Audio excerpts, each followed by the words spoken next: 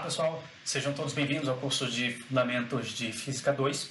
Nesse bloco, nós iniciaremos os estudos sobre termodinâmica. O termo está relacionado com o conceito de calor, um conceito que vocês vão ver ao longo dessa parte da disciplina. E dinâmica é um conceito que vocês já estão acostumados desde dinâmica newtoniana. Na dinâmica newtoniana, você tinha um determinado problema onde se conheciam as forças resultantes e a massa de um determinado sistema. Então, com isso, vocês conseguiam lá determinar a aceleração a qual esse sistema estava submetido.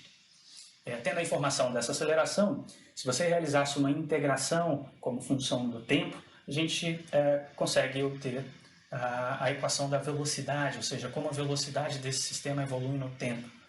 Integrando novamente como função do tempo, a gente obtém a função horária do movimento. Então, basicamente, o problema fundamental da dinâmica newtoniana era estabelecer ou determinar essas funções horárias de movimento de um sistema que está submetido a alguma força resultante.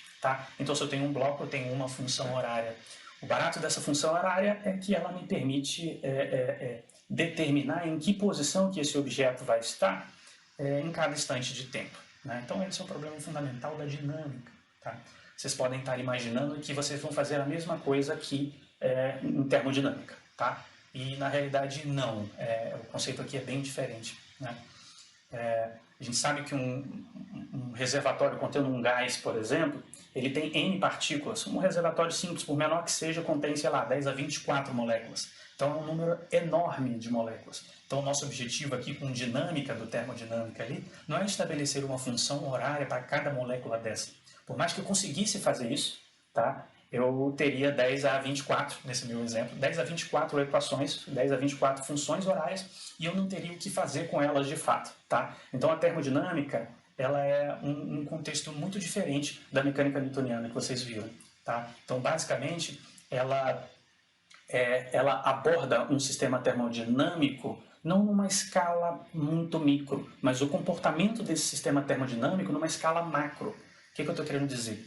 Estou querendo dizer que você consegue determinar um estado termodinâmico através de 3 variáveis: temperatura, volume e pressão desse sistema termodinâmico. Então, são 3 variáveis aí, macroscópicas.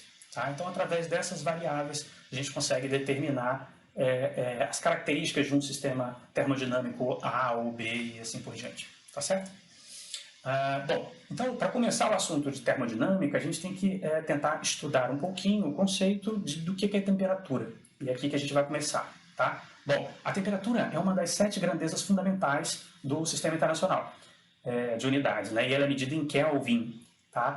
Sistema Internacional de Unidades, pessoal, tem 7 grandezas, ou 7 unidades fundamentais. Todas as outras unidades são unidades derivadas dessas 7 unidades fundamentais. E a unidade de temperatura, no caso aí, o Kelvin, é uma dessas unidades fundamentais do Sistema Internacional. Bom, a nível microscópico, a temperatura está relacionada com a energia cinética média das moléculas. Contudo, nessa parte da disciplina, nesse início, nós vamos evitar essa complexidade da análise micro. Isso nós vamos desenvolver ao longo da disciplina. Então, eu quero um conceito um pouco mais a temperatura.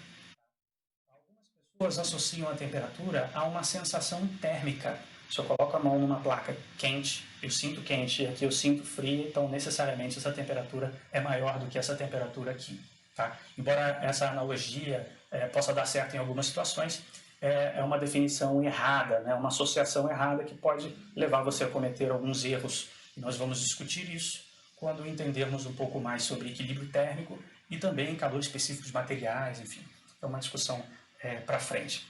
Então, o fato é que a temperatura, pessoal, o conceito de temperatura está relacionado com o grau de agitação térmica de um sistema termodinâmico. Quanto maior a temperatura, maior a agitação térmica, e isso tem relação com a energia cinética média das moléculas a nível microscópico. Quando a gente estiver discutindo sobre teoria cinética de gases, a gente vai dar um zoom microscópico e analisar mais ou menos o comportamento, como procede o comportamento a nível microscópico, e aí é possível definir temperatura de uma forma um pouquinho mais formal. Tá certo? Bom, uma coisa interessante também é que muitas grandezas físicas são alteradas com a variação de temperatura. A maioria das grandezas físicas variam com a temperatura. Bom, aqui a título de exemplo, o comprimento de uma barra, né? Se uma barra está submetida a uma temperatura e essa temperatura varia de alguma forma, o comprimento da barra responde, né? Dilatando ou comprimindo. Né? Então, dilatação térmica, que a gente vai estudar também hoje no final dessa aula. Tá? Além disso, a variação de temperatura também varia o volume de um fluido, também está no contexto de dilatação, né? Não de um sólido, mas de um fluido. Tá? A variação da temperatura altera a pressão de um gás. A corrente elétrica num fio de cobre, por exemplo, ela também é alterada por variação de temperatura. Né?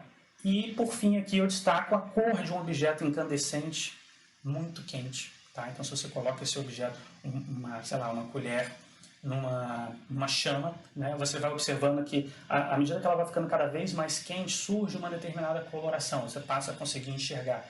E essa coloração vai mudando à medida que esse corpo vai aquecendo mais. Né? Então, é uma resposta, né, via radiação eletromagnética, é uma resposta à variação de temperatura desse corpo.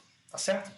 E isso é muito interessante. É interessante que algumas outras propriedades variem com a temperatura, porque eu consigo construir sensores de temperatura, inclusive, né, baseado nessas variações dessas outras propriedades. Né? Então, eu consigo construir sensores, e por isso que nós, hoje, você entra na internet e consegue comprar diversos sensores de temperatura, os termômetros, né? Com princípios de funcionamento completamente diferentes em função dessa variabilidade aqui que a gente tem de possibilidades, né, de construir sensores, ou seja, várias possibilidades, né, várias propriedades físicas variando com a temperatura. Então, eu consigo monitorar e calibrar esse sensor para medir a temperatura corretamente. Aí eu entro nesse contexto. Como realizar a medição de temperatura? Isso é muito intuitivo. Termômetro. Né? Então, usando um termômetro que possui alguma escala de temperatura. Então, eu mostro aqui para vocês. Deixa eu colocar uma setinha que fica melhor. Bom, isso aqui é um termômetro muito usual, né? Muito comum. Tá? Nesse caso aqui da foto, um termômetro de mercúrio. Então, essa parte metálica aqui está direto com essa parte interna, nesse capilar, a gente tem mercúrio e a parte externa é totalmente feita de vidro. Daqui a pouco a gente discute um pouquinho mais o princípio ali de funcionamento dele. Mas, aparentemente, eu vou pegar esse termômetro e vou colocar ele imerso no fluido onde eu quero determinar a temperatura, no caso ali o café, tá certo? Então, é dessa forma. E aí, naturalmente, eu vou esperar um determinado tempo. E após esse tempo eu vou fazer a leitura daquela escala e eu vou obter a temperatura desse fluido. Tá? E é isso que a gente vai tentar discutir com um pouquinho mais de detalhes, né, para mostrar que esse processo não é tão simples assim. A aferição correta da temperatura, nesse exemplozinho que eu estou dando para vocês, ela é garantida por um fenômeno chamado de equilíbrio térmico. Tá? E aí, para explicar o que é um equilíbrio térmico, tem que discutir um pouquinho uma lei chamada Lei Zero da Termodinâmica. Tá? Com essa Lei Zero da Termodinâmica é possível a gente entender o que significa equilíbrio térmico de fato. Lei Zero sou um pouquinho esquisito, né? Ninguém nunca ouviu falar em Lei Zero de Newton, né? A Lei Zero. É só uma questão de ordenamento, né? de cronologia dessas leis. Lei Zero, né? Mas a questão aqui para a primeira e segunda lei terem validade é preciso que um conceito muito básico, um pilar, seja uma verdade. Portanto, isso se tornou a Lei Zero. Tá? E é isso que a gente vai discutir aqui agora. Bom, o enunciado da Lei Zero ele diz o seguinte para a gente. Quando C, que é um corpo, né? Um corpo, um objeto C ou um sistema, tá? Qualquer corpo, está inicialmente em equilíbrio térmico com A e com B, então necessariamente A e B estão em equilíbrio térmico entre si. Isso diz a Lei Zero da Termodinâmica. Né? E aí, ó, traduzindo, o que eu estou querendo dizer? Imagine o seguinte, aqui eu tenho um sistema A, um sistema B e um sistema C. Esses sistemas estão separados por paredes. Tá? Nesse caso aqui, isso aqui é uma parede isolante. Tá? Isso significa que essa parede isolante ela não permite a interação de energia, porque eu não quero definir muito bem calor agora, vou deixar um pouquinho mais para frente. não permite a interação energética entre esses dois sistemas, tá? Então é um isolante, tá? E um condutor é um tipo de parede que permite a interação entre esses dois sistemas aqui, tá? E nesse contexto desse exemplo, esse enunciado está querendo dizer o seguinte: olha, se C está em equilíbrio térmico com A, e isso é alcançado porque aqui é um condutor, tá? E ao mesmo tempo o C está em equilíbrio térmico com B, isso significa necessariamente que A está em equilíbrio térmico com B, né? Então isso pode parecer óbvio, né? Mas não necessariamente, né? Não necessariamente deveria ser tão óbvio assim. A questão é que a natureza funciona dessa forma, né? Não é tão óbvio, por exemplo, eu sou C, eu tenho amizade com a pessoa A e com a pessoa B, mas isso não significa que a pessoa A tenha amizade com a pessoa B, né? Então, para a amizade, esse sistema já não vale. Mas a questão aqui para o equilíbrio térmico, isso é válido e a natureza funciona dessa forma. Bom, aqui já é uma negativa, né? Já é uma situação oposta. Veja que A interage com B e C está isolado. Então, nesse caso, A entra em equilíbrio térmico com B, mas o sistema C não está em equilíbrio térmico nem com A, nem com B. Não é garantia que ele vai estar em equilíbrio. Bom, e daí? Agora imaginem que o corpo C, pessoal, fosse um termômetro, tá? Então, eu vou voltar nessa situação aqui para vocês, ó. Isso aqui é um termômetro. Esse termômetro está em contato com o sistema A, e o termômetro ele mede temperatura. Esse termômetro também está em contato com o sistema B, e ele mede temperatura. De acordo com esse enunciado da lei zero, como o meu termômetro está em equilíbrio térmico com o sistema A e com o sistema B, isso significa necessariamente que os dois sistemas estão em equilíbrio. Se dois sistemas estão em equilíbrio térmico, eles possuem a mesma temperatura, né? Então, usei essa analogia do corpo A, B e C, né? C está em contato com A, então se C está em equilíbrio térmico com A e C também está em equilíbrio térmico com B, A e B estão em equilíbrio térmico. Quando esse corpo C é um termômetro que mede temperatura, olha que interessante. O que significa? Nessa situação de equilíbrio, necessariamente a temperatura de A é igual à temperatura de B. Tá? Então, tornando esse bloquinho C como um termômetro, a gente consegue reescrever essa lei zero em função da temperatura. Tá? E é o que está escrito aqui: dois sistemas estão em equilíbrio térmico, C e somente C, eles possuem a mesma temperatura. Então, com isso a gente consegue definir o que é equilíbrio térmico. Dois corpos que possuem a mesma temperatura. É lógico que isso não acontece de forma imediata, né? Corpos com temperaturas diferentes, se eu colocá-los em contato, né? Isso não vai acontecer instantaneamente. Tá? É necessário um intervalo de tempo para que o sistema entre em equilíbrio térmico. Esse tempo é chamado de tempo de relaxação, tá certo? Bom, continuando, agora nós iremos discutir um pouco sobre escalas de temperatura. Eu já sei um instrumento que mede temperatura, né? Mas quais seriam as escalas convencionais, né? A primeira delas é a escala Celsius de temperatura, tá? Bom, essa escala tem dois pontos de referência. Primeiro é o ponto de congelamento da água, que é definido como 0 graus Celsius, e o ponto de ebulição da água, que é definido como 100 graus Celsius. Além disso, tem outras características. Entre o congelamento e o ponto de ebulição da água são 100 graus.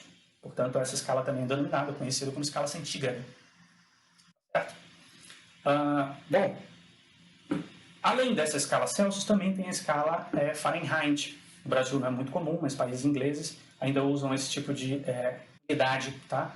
É uma escala similar à temperatura, à escala Celsius, né? É uma escala similar, onde esses dois pontos de referência possuem outros valores arbitrários aí, de graus, né? Só que, para ser mais claro aqui, ó, o ponto de congelamento da água nessa escala Fahrenheit é 32 Fahrenheit, e o ponto de ebulição, o ponto de congelamento é 32 e o ponto de ebulição 212 Fahrenheit.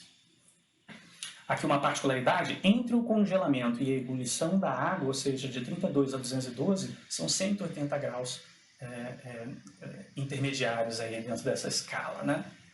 Tá?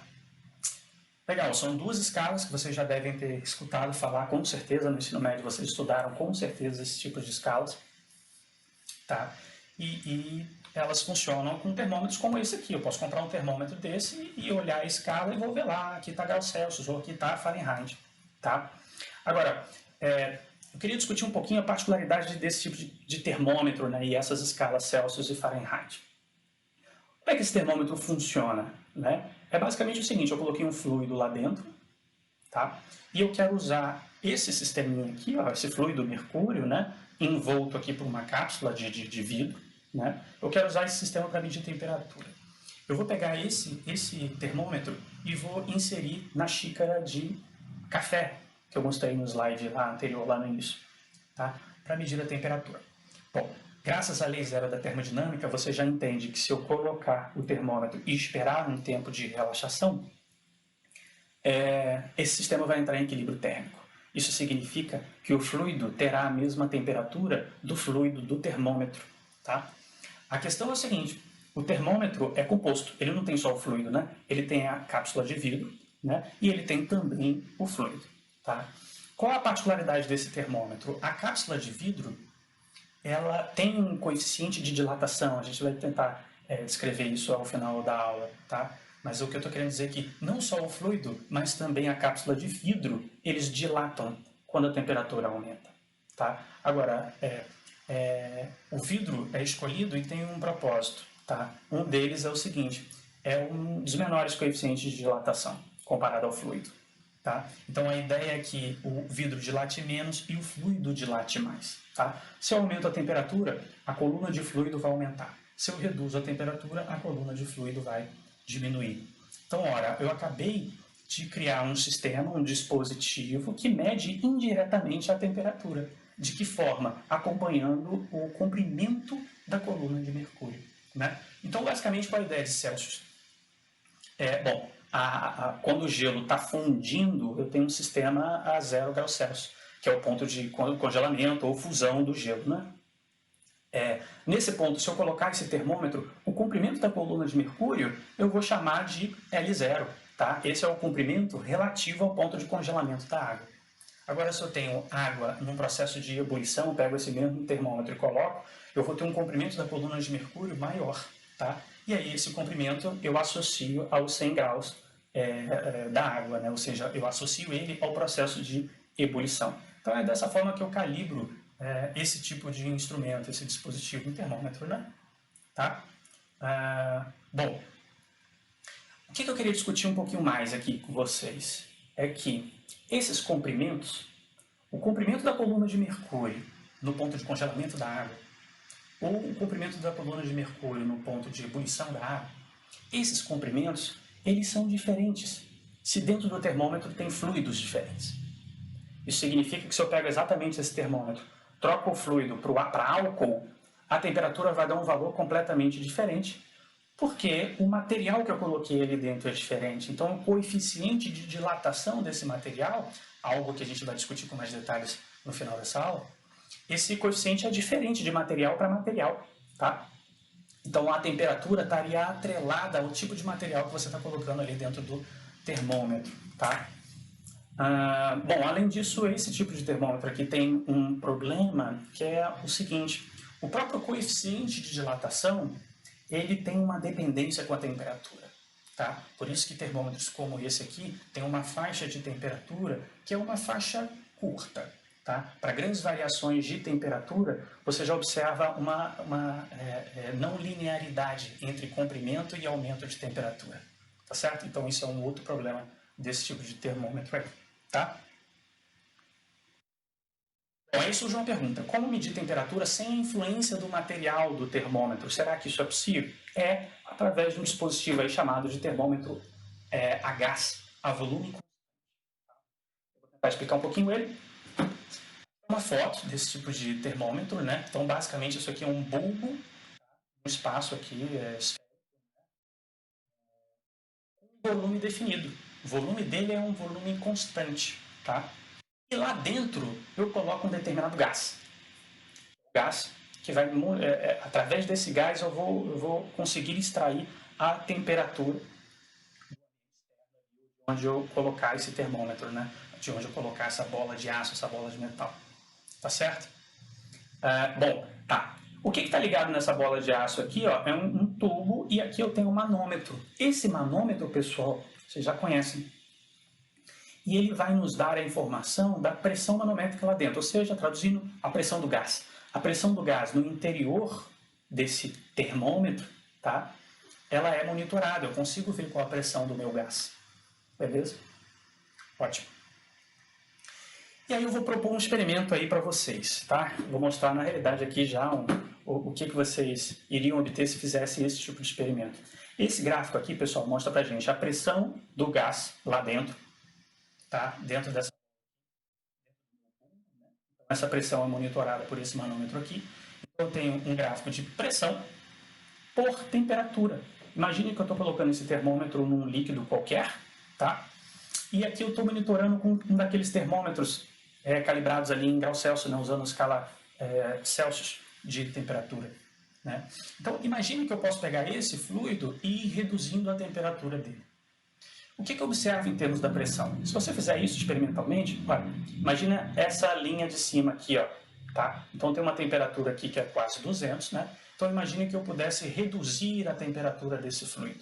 Se eu reduzo a temperatura desse fluido, como o meu termômetro está em contato com o fluido, eles entram em equilíbrio térmico e significa que essa é a temperatura do próprio gás depois do tempo de relaxamento.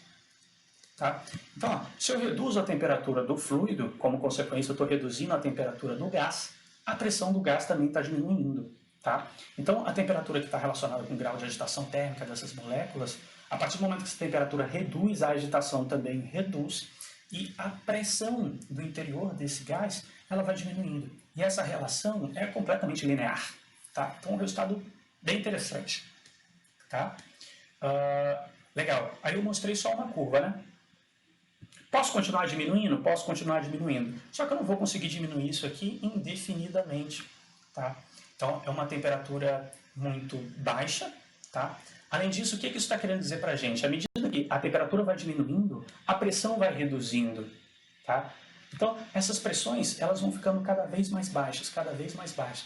E eu tenho um limite experimental para fazer esse experimento. Tá? Entretanto, eu consigo fazer aqui uma extrapolação dessa curva. Se no meu experimento eu consigo vir até aqui, se eu extrapolar com essa retazinha pontilhada, eu vou ver que esse primeiro gráfico meu aqui, ó, bateu nesse ponto de menos 273,15 graus Celsius. Tá?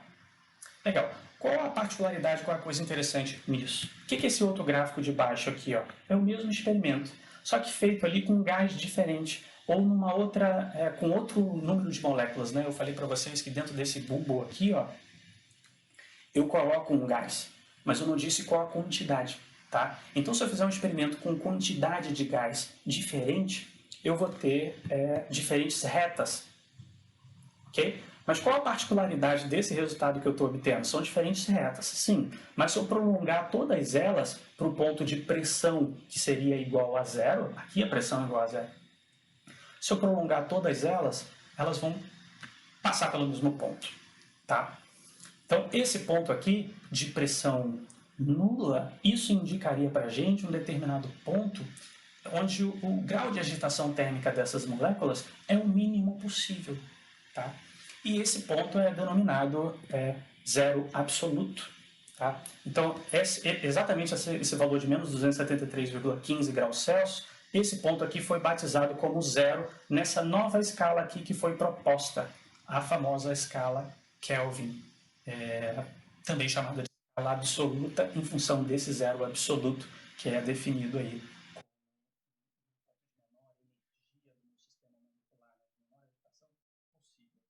É errado nós falarmos que não existe agitação de fato, né? Porque isso conflita com a mecânica quântica.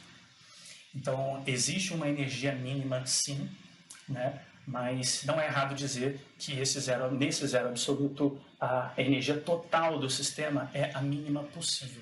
Tá?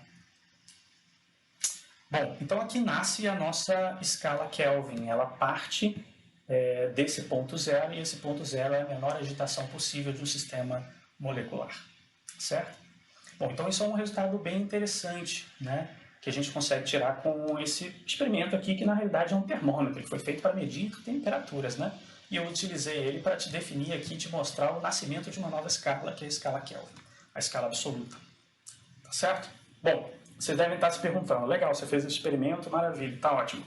Como que eu uso esse sistema para medir temperatura de fato, né?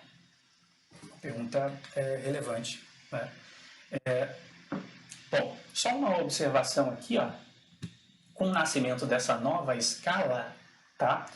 Se eu for trabalhar aqui e fizer um gráfico de pressão por temperatura na escala Kelvin, tá? Eu não tenho mais esse eixo aqui que pertence à escala Celsius, tá vendo? Então esse meu eixo é deslocado para cá, tá? Então agora é importante a gente analisar, já que eu estou enfatizando a escala Kelvin, esse aqui é um gráfico onde o eixo Y representa a pressão e o eixo X está aqui embaixo, que é a minha escala Kelvin, beleza?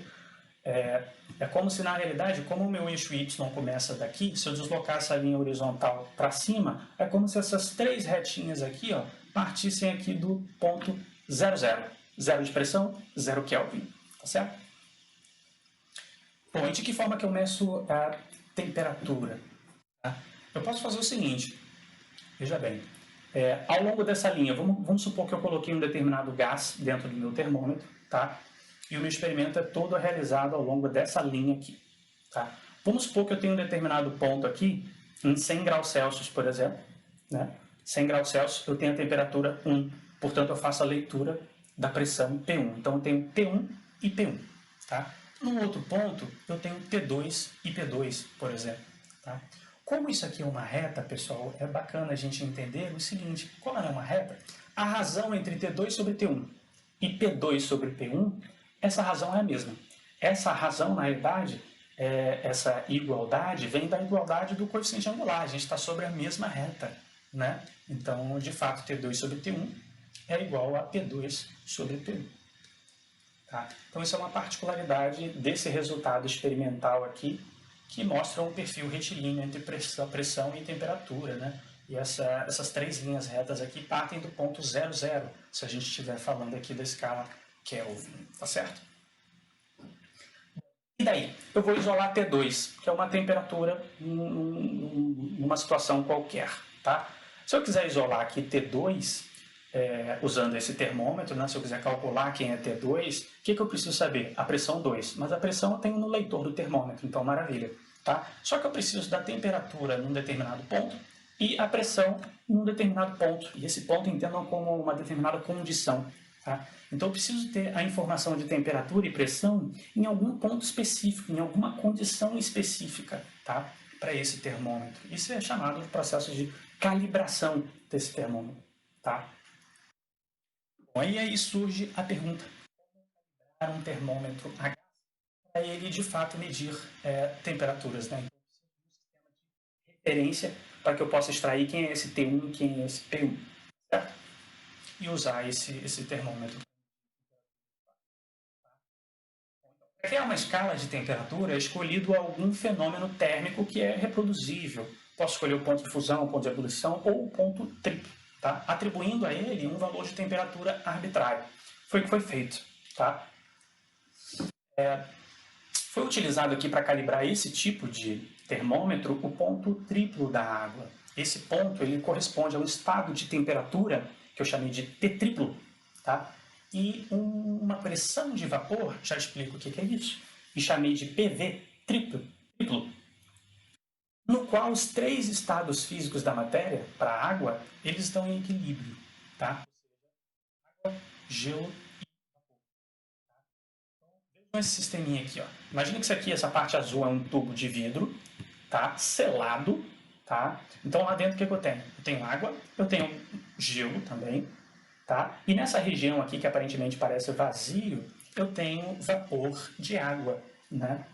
E a pressão nessa região de vazio aqui, ó, tá? É isso que eu defino como pressão de vapor, tá? Quando eu tenho um sistema aqui termodinâmico que tem mais de uma fase, um líquido e um gás, por exemplo, quando eu digo qual a pressão, você não sabe se é dentro do líquido ou fora do líquido. Quando eu falo qual é a pressão de vapor, é a pressão com qual esse gás aqui está confinado, tá?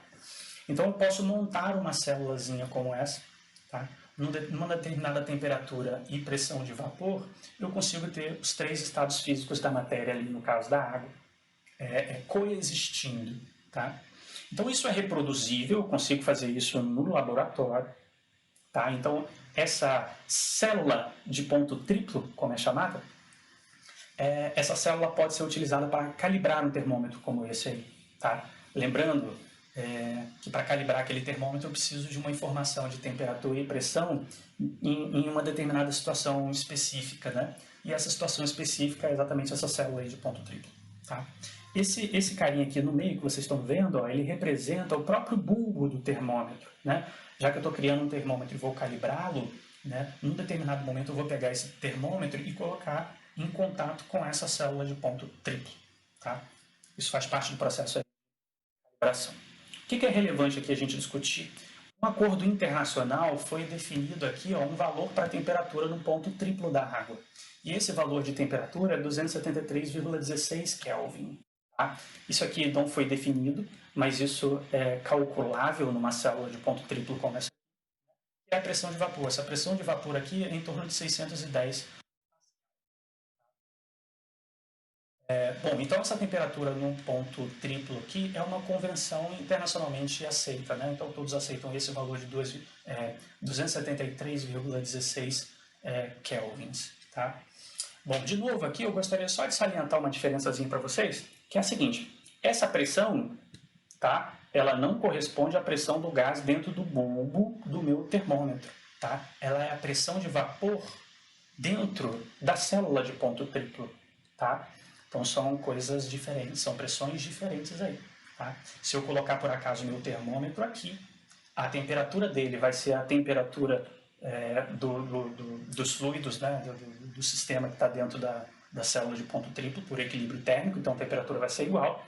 Tá? Mas a pressão que eu vou ler no manômetro desse mercúriozinho aqui, ela não é igual à pressão de vapor aqui dentro dessa célula de ponto triplo, só ficar ligado com isso aí, tá certo? Vai ser uma pressão diferente.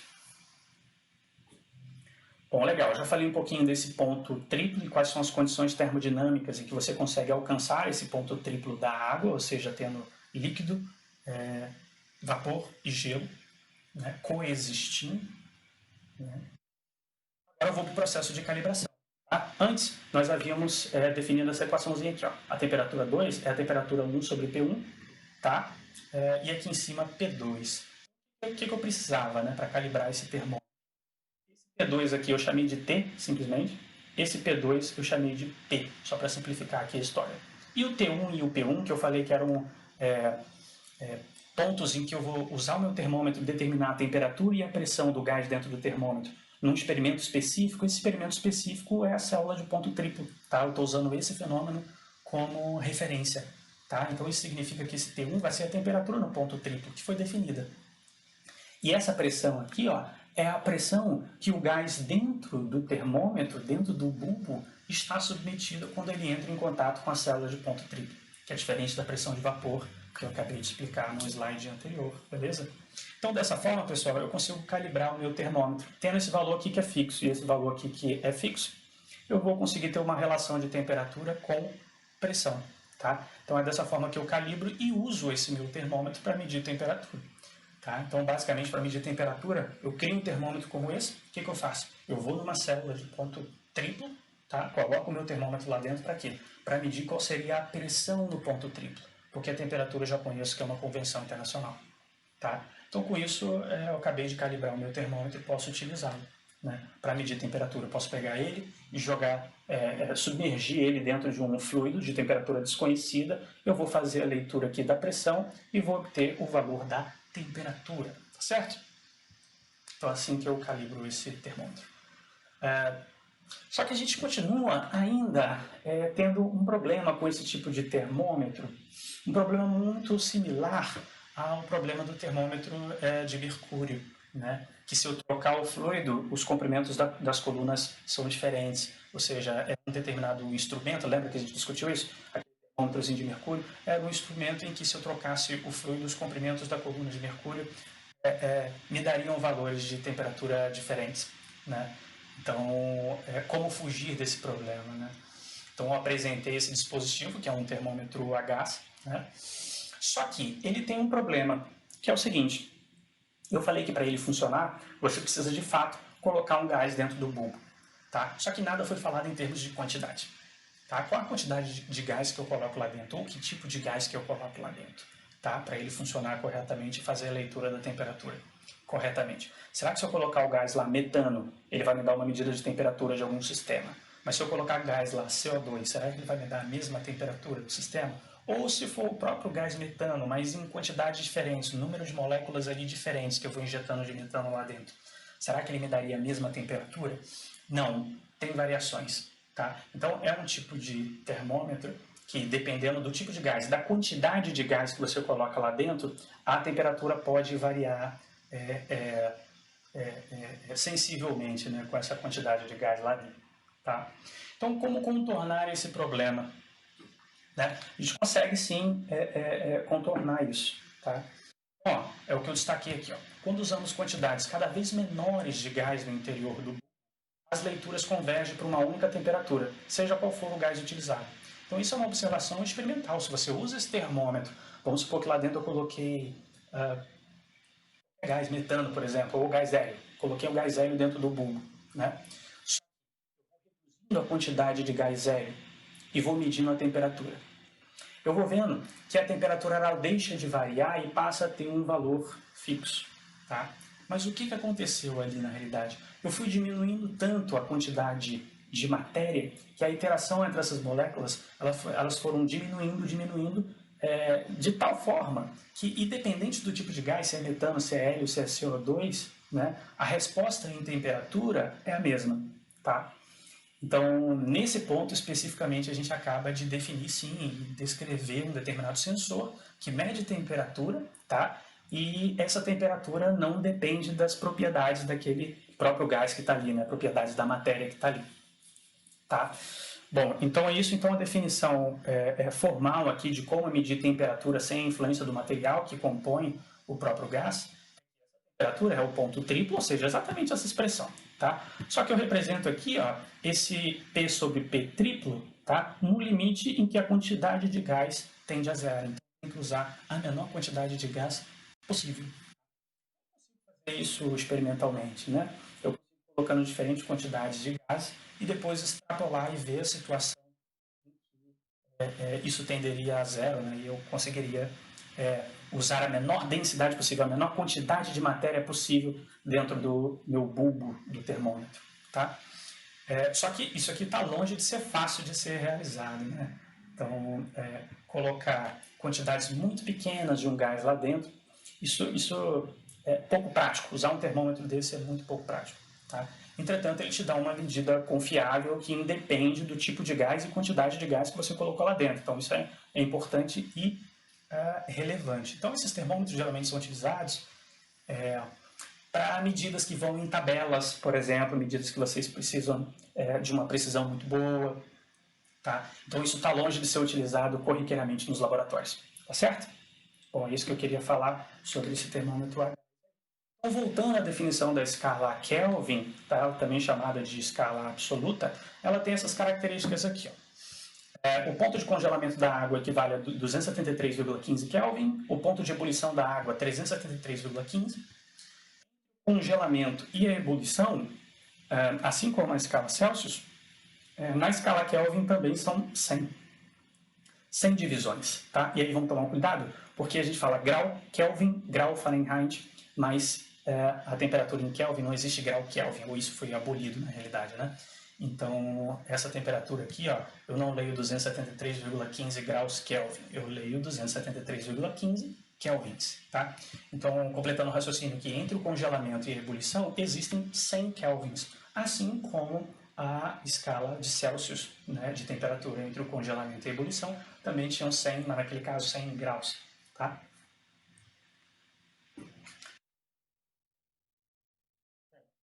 Já que foi falado de temperatura, termômetros e diferentes escalas, é importante agora a gente saber como relacionar essas escalas diferentes de temperatura, que na realidade são formas diferentes de tentar mensurar o grau de agitação térmica do sistema. Né? Então eu falei aqui da escala Celsius, então aqui eu tenho o ponto de congelamento embaixo e o ponto de ebulição, e aqui uma temperatura T em Celsius qualquer. tá certo? Eu fiz a mesma coisa para a escala Kelvin, com seus respectivos valores, e para a escala em Fahrenheit, com seus respectivos valores. Bom, o que eu queria mencionar aqui? De que forma que eu consigo relacionar essas escalas? Veja, uma regra interessante e fácil de você utilizar é a seguinte. Essa diferença de temperatura, ou seja, da ebulição da água até uma temperatura qualquer, essa diferença é dividido pela diferença de toda a escala aqui envolvendo o ponto de ebulição e o ponto de congelamento da água, ou seja, essa razão que eu acabei de escrever aqui embaixo, essa razão é a mesma para todas essas escalas, tanto para Kelvin quanto para Fahrenheit. Significa que se eu faço o mesmo procedimento para as demais, essa razão dessa escala aqui, Celsius, é igual a essa razão na escala Kelvin, que é igual a essa razão na escala Fahrenheit. Essa igualdade nas razões, ela só é possível porque se eu faço um gráfico de escala Celsius e Kelvin, por exemplo, eu tenho uma reta. Se eu faço Celsius por Fahrenheit, eu tenho uma reta e assim por diante. Essas relações, elas são lineares, tá? Então, a partir do momento que eu estabeleço essa igualdade, essa primeira igualdade aqui, por exemplo, entre temperatura em Celsius e temperatura em Kelvin, eu consigo relacionar, vou colocar em evidência ali, por exemplo, né, isolar o TK, que é a temperatura em Kelvin, e obter uma relação de como determinar a temperatura em Kelvin a partir de uma medida já em Celsius. Tá? E a mesma coisa eu conseguiria fazer com Fahrenheit. Fizer aqui algumas manipulações algébricas, né, basicamente isolar esses termos aqui, ó, TF e TK. Eu tenho essa relação entre Fahrenheit e Celsius e Kelvin e Celsius. Uma temperatura em Fahrenheit, pessoal, é 9/5 da temperatura medida na escala Celsius mais 32. E a relação entre Celsius e Kelvin, que é a temperatura em Kelvin e a temperatura em Celsius, mais 273,15.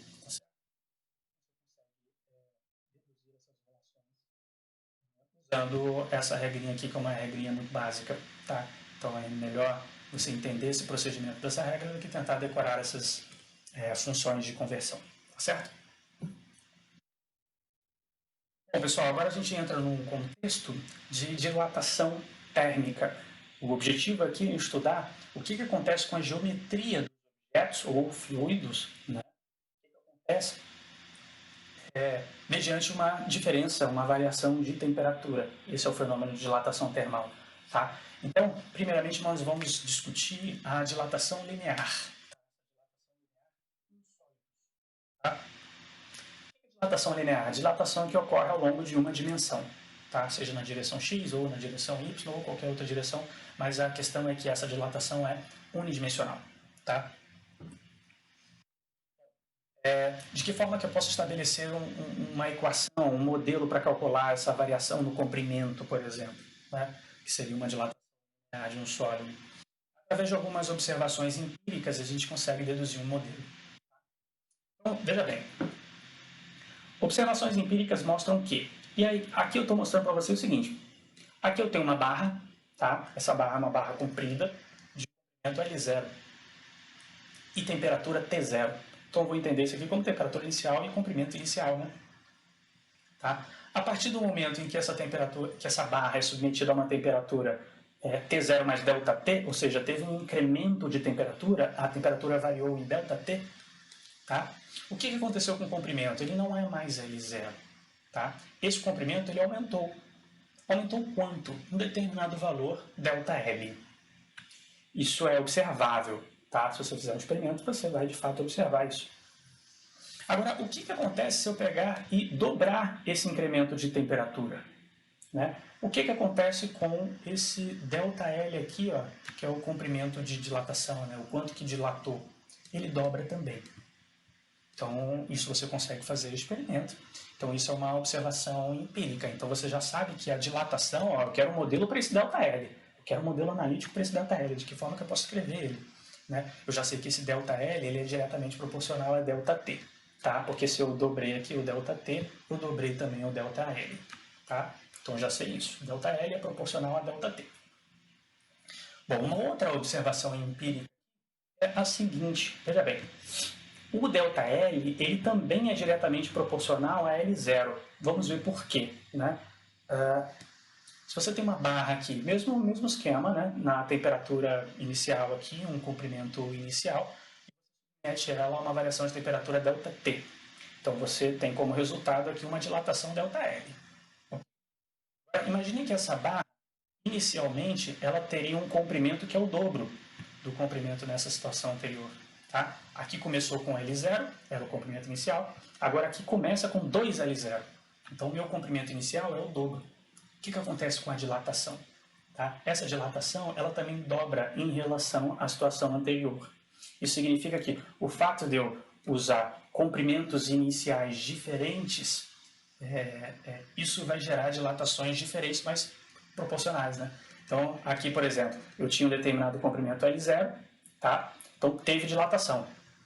Nessa outra situação, o comprimento inicial é 2L0, teve dilatação. E essa dilatação foi o dobro da situação anterior. Tá? Então, com isso, a gente consegue concluir que a dilatação linear, esse ΔL, ele também é proporcional ao próprio comprimento inicial dessa barra. Tá? Bom, com base nisso, a gente consegue sim escrever uma relação, né? Mas de onde que vem essa ideia do corpo dilatar ou até do corpo contrair a partir do momento que a temperatura aumenta ou diminui respectivamente, né? A gente pode entender esse processo de um sólido, por exemplo, como átomos ligados através de molas, né? E essa rede atômica está em constante vibração. Se esse sistema está vibrando, existe uma distância média entre esses átomos. Tá? À medida que a temperatura aumenta, a agitação térmica aumenta e essa distância média entre os átomos passa a aumentar. E isso requer um espaço maior de fato. Tá? Então, essa é a justificativa, uma análise um pouco micro para a gente entender o fenômeno de dilatação. Tá? Com essas observações empíricas, a gente consegue um modelo é o seguinte, olha, o ΔL, a dilatação térmica, ela é diretamente proporcional a L0 e ΔT, pelas observações empíricas. Então, ela é proporcional a L0 e também a ΔT. E esse alfazinho aqui foi uma constante que eu adicionei, chamada de uma constante de proporcionalidade, tá? De forma que eu tire o proporcional e coloque igual, tá? Essa constante de proporcionalidade, pessoal, é denominada coeficiente de dilatação linear, tá? Se eu determinar a unidade desse alfa, esse alfa é o seguinte, aqui eu tenho um ΔL, se eu dividir por L0, eu vou ficar metro por metro, então a unidade aqui de comprimento já não existe mais, e eu vou ter ΔT que eu vou passar para o outro lado, então 1 sobre alguma unidade de temperatura, é o que está aqui, tá? Usando no sistema internacional, Kelvin elevado a menos 1, tá? Ou grau Celsius elevado a menos 1, mas no sistema internacional a gente usa Kelvin, tá? Aqui vale destacar o seguinte, pessoal, aqui eu coloquei Kelvin elevado a menos 1 ou grau Celsius elevado a menos 1, porque eu não tenho temperatura nessa equação, eu tenho variação da temperatura. Tá? E a variação de temperatura na escala Celsius e na escala Kelvin é exatamente a mesma. Tá? É só lembrar que as duas, naquele exemplo do ponto de congelamento e o ponto de ebulição da água, a variação de temperatura é 100 graus Celsius na escala Celsius e é 100 Kelvin na escala Kelvin. Tá? Então, em termos de variação, Celsius e Kelvin têm o mesmo valor de variação de temperatura. Bom, é importante mencionar aqui que esse alfa é uma característica do material. Quando submetido a uma mesma variação de temperatura, o cobre, o aço, o latão, eles têm dilatações diferentes, porque são materiais diferentes. A força dessas ligações aqui são diferentes, né? O comprimento delas são diferentes, as estruturas cúbicas aqui são diferentes. Então, esse alfa é uma propriedade do material em questão. Tá? E aqui está uma consideração que é muito importante, tá? Não vai afetar os nossos estudos aqui, mas é importante que você tenha em mente que esse alfa, que é uma coeficiente de dilatação linear do material, ele mesmo depende da temperatura, tá? Então a gente tem que tomar um certo cuidado. Se a gente quiser usar essa expressão para variações de temperatura muito grandes, pode ser que isso não tenha validade porque o valor de alfa mudou, tá? Então, é o que eu digo aqui embaixo com esse asterisco. Ó. O termo alfa varia ligeiramente com a temperatura. Tá? Porém, nós vamos ignorar esse efeito porque eles são pouco relevantes. Até uma variação de temperatura de 100 graus Celsius, por exemplo. Tá? Isso é em média, né? Isso significa que vocês não precisam se preocupar aqui no contexto dessa disciplina, mas é importante vocês saberem que o coeficiente de dilatação ele não é uma constante, ele depende de qual temperatura que esse sistema que o material está submetido, né? Então, se tiver uma variação muito grande de temperatura, pode ser que a mudança no alfa seja relevante e o erro que você tem no cálculo de ΔL por essa equação seja um erro não tolerável, tá certo? Bom, então, com isso a gente termina aqui essa parte de dilatação linear. Agora nós vamos discutir um pouquinho, também no contexto, né, de dilatação, como é que funciona a dilatação de objetos que têm furo no meio, né? É muito curioso e causa um contrassenso, né? Eu tenho uma placa que está submetida a alguma temperatura. Depois essa placa vai ser aquecida e maior. Qual é o efeito que eu vou ter? Um efeito de dilatação. Nós estudamos dilatação linear ao longo de uma direção, tá? Então, ó, na direção aqui do comprimento, eu consigo calcular essa dilatação. Então, ó, o comprimento aumentou. E na direção da largura, tá? Também teve uma dilatação linear aqui nessa dimensão da largura. Então, eu consigo, usando aquele modelo, calcular qual vai ser, inclusive, essa nova área. Vai ser uma área maior, levando em consideração a dilatação na horizontal e na vertical, tá certo? Legal. Aí imagine que você faça um círculo aqui com uma caneta em cima desse metal, por exemplo. Tá? Quando você aquece ele, olha o que acontece com o teu círculo que você desenhou, a caneta. Ele se expande. Tá? E é exatamente isso que vai acontecer quando, ao invés do material ele ser totalmente maciço, ele tiver um furo. Tá? Se essa chapa aqui tem um furo, você pode pensar que o furo ele é preenchido com o próprio material que compõe essa placa. Tá? Então, dessa forma, o efeito líquido que você vai ter é de um aumento desse furo. Tá? E essa área aqui, ó, daqui para cá, essa área aumentou. Então, é como se houvesse um processo de dilatação do próprio furo. Esse é o efeito líquido que você vai ter. Tá? Então, em problemas que envolvem dilatação de materiais com furo, não tem muito mistério, não tem muito problema. É só a gente considerar que o fluido está preenchido com o próprio material que compõe essa placa. Tá? Então, o aumento desse furo, ou seja, eu poderia aqui, por exemplo, dimensionar, né, qual seria a dilatação no diâmetro. Dilatação linear é ao longo de uma direção. Diâmetro se encaixa, né? Então, qual seria a dilatação do diâmetro, né, desse furo aqui?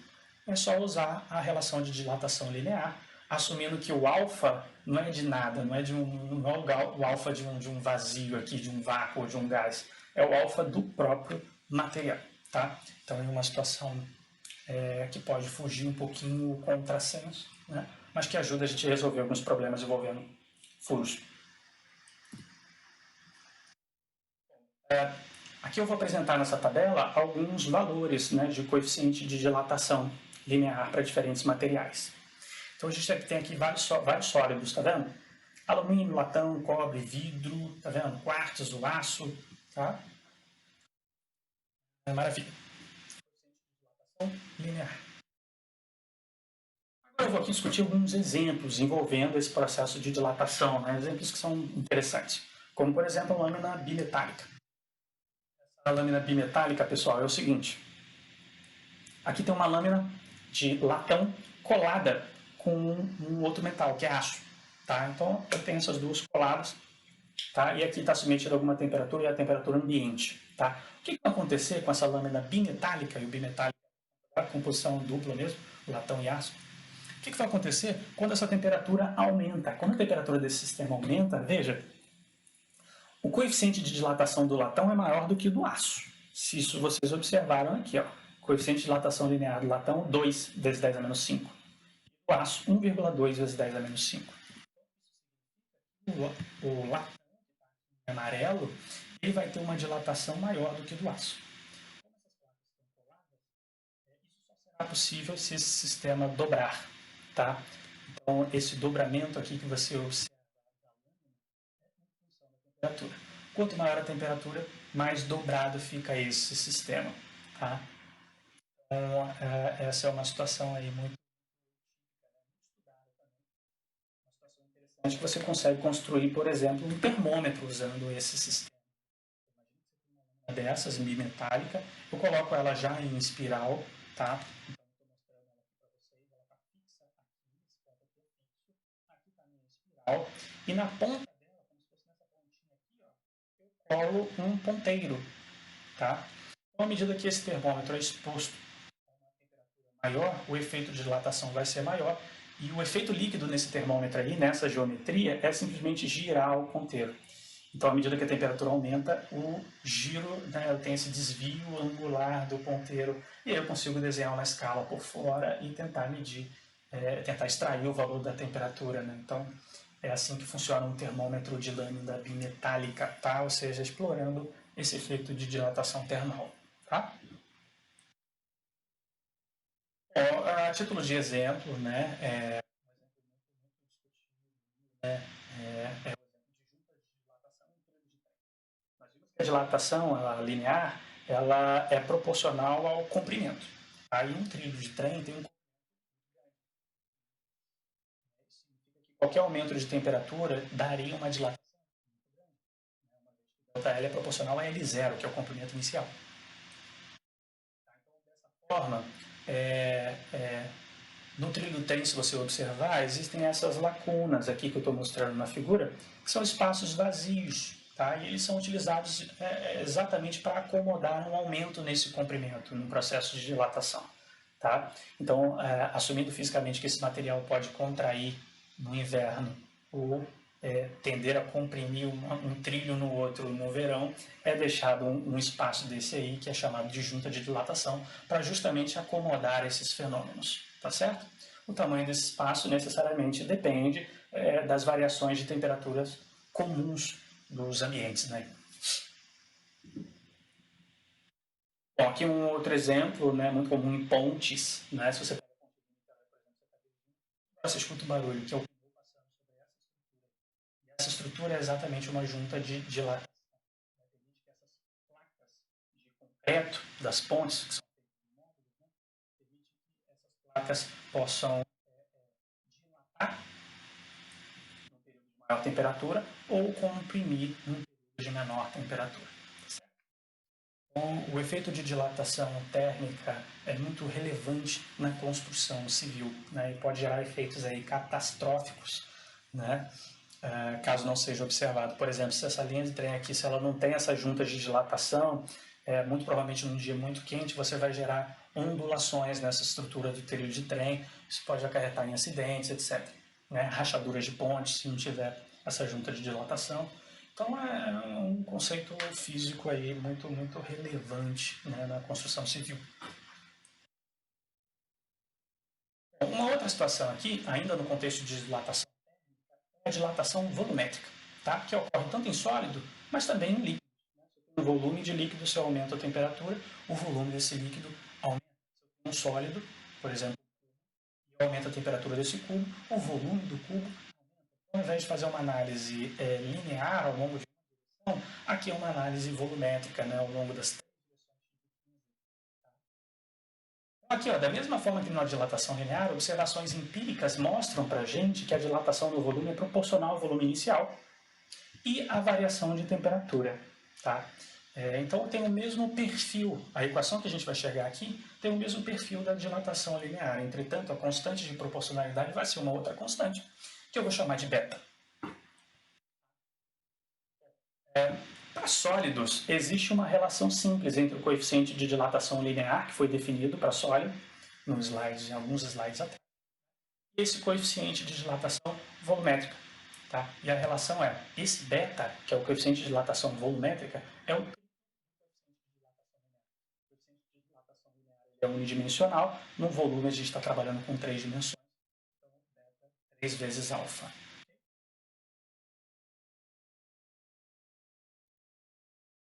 Então, o modelo analítico é muito parecido, como eu te falei. A variação no volume incentivada por uma diferença de temperatura depende de quê? Do próprio volume inicial, né? Desse parâmetro beta, que é o coeficiente de dilatação volumétrica, e da variação de temperatura. Tá? Então a ideia é exatamente a mesma, né? Um volume. Tá? Um problema simples, na verdade pode não ser, é água num copo. Tá? Então eu tenho água num copo e eu submeto esse sistema a uma variação de temperatura.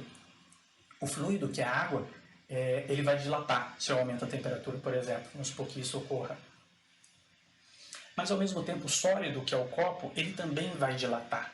Então, é um processo competitivo. Esses processos ocorrem simultaneamente. A dilatação do copo e a dilatação também do fluido. Então, o aumento no nível depende do quanto... O aumento no nível do fluido, né? Depende do quanto o copo dilatou e do quanto que o fluido dilatou. Então, é relativo, né? Mas esses dois efeitos ocorrem juntos, tá? Mas o modelo analítico que a gente vai utilizar é exatamente essa equação aí para a gente resolver os problemas, certo? Bom, e aqui eu mostro para vocês os valores, né, do coeficiente de dilatação para diferentes materiais, ó, tanto sólido quanto líquido, tá? Então aqui você está vendo o mercúrio, olha o coeficiente de dilatação volumétrica do mercúrio, 18 vezes 10 a menos 5. E o vidro? 1,2 mais ou menos aqui vezes 10 a menos 5. Então repare que o mercúrio tem um coeficiente de dilatação volumétrica bem maior. Lá no meu termômetro, lembra? Eu escolho vidro e mercúrio, tá? Eu escolho um fluido com maior coeficiente de dilatação e o vidro eu escolho porque tem um dos menores coeficientes de dilatação.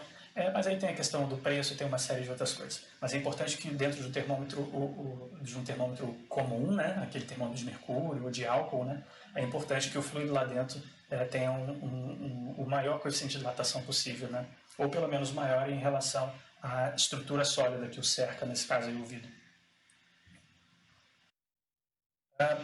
Tá. Por fim,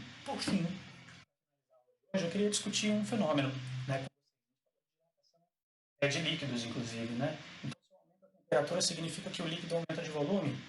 Sim, isso acontece na maioria dos líquidos. Entretanto,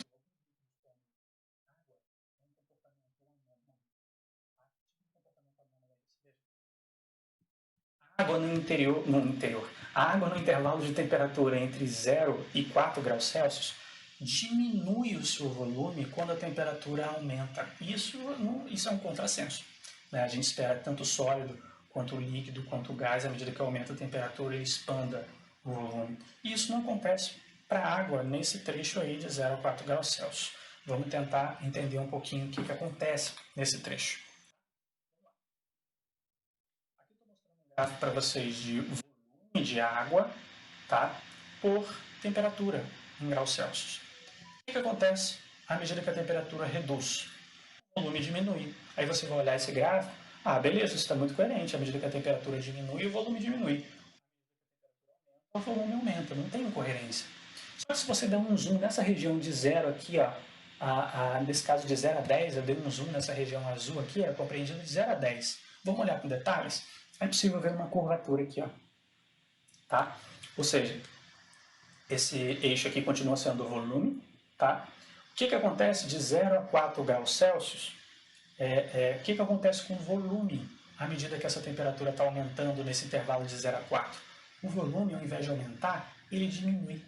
Então, em 4 graus Celsius, é o menor volume possível do líquido, da água, certo? E a partir de 4 graus Celsius, volta ao senso comum, ou seja, à medida que eu aumento a temperatura, o volume do fluido ele também aumenta, tá? Então, esse comportamento aqui de 0 a 4 graus Celsius é o chamado comportamento anômalo da água, que é uma redução no volume à medida que a temperatura aumenta de 0 até 4 graus Celsius. E se o volume diminui, isso significa que a densidade da água aumenta. Então veja, de 0 a 4 graus Celsius, o que está acontecendo com a densidade? Aumenta, porque o volume diminui. E de 4 graus Celsius em diante, o que está acontecendo com a densidade? Diminui, porque o volume está aumentando. Tá?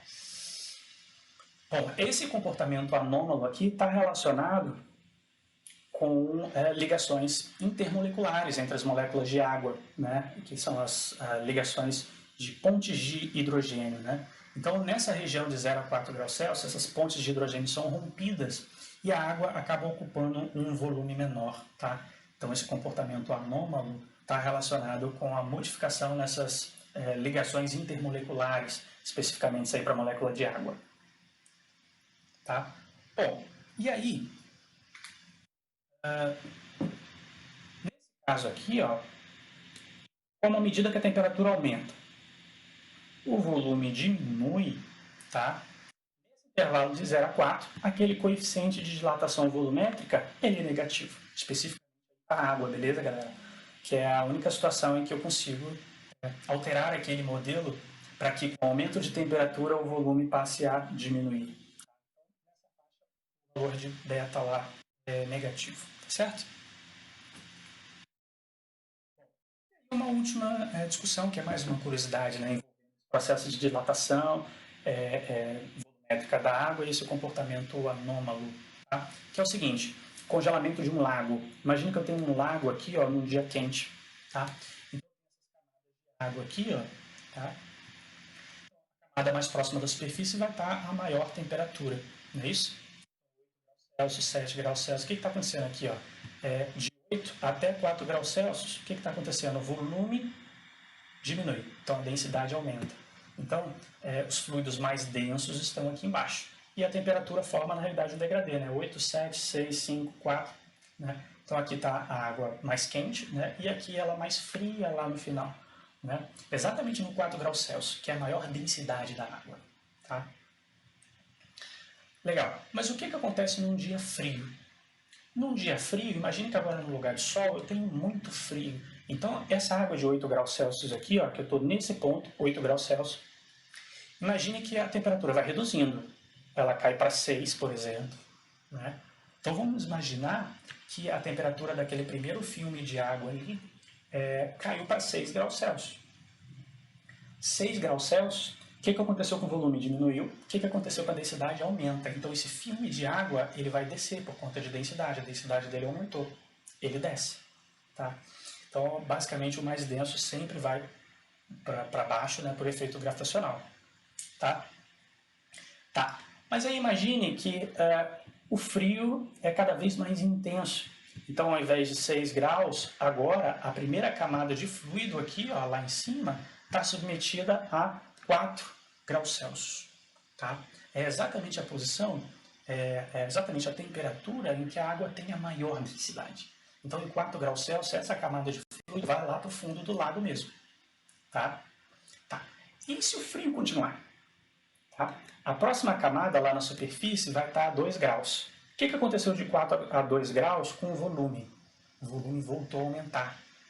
Se o volume voltou a aumentar, a densidade, essa densidade, ela, ao invés de aumentar, ela diminui. Tá vendo? De 4 a 2, o que aconteceu com o volume? O volume aumentou, então a densidade diminuiu. Significa que essa camada de fluido, ela não vai trocar de lugar com a camada de fluido de baixo.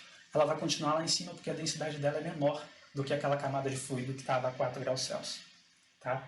Isso significa que, à medida que o frio fica cada vez mais intenso, essa camada de cima ela vai ficando cada vez mais fria e menos densa, porque o volume está aumentando. E se ela é menos densa, ela vai continuar na superfície do lago. Tá? Então, essa é uma explicação que permite a gente entender por que o lago congela no sentido de cima para baixo.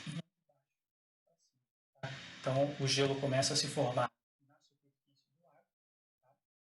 E se você observar aqui no fundo, é possível você ter água na forma líquida, tá? Justamente por esse efeito aqui anômalo da água, né?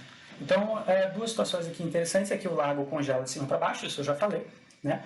E essa situação é particularmente interessante, né? Esse comportamento anômalo possibilita a existência de vida no fundo de um lago congelado, por exemplo, né?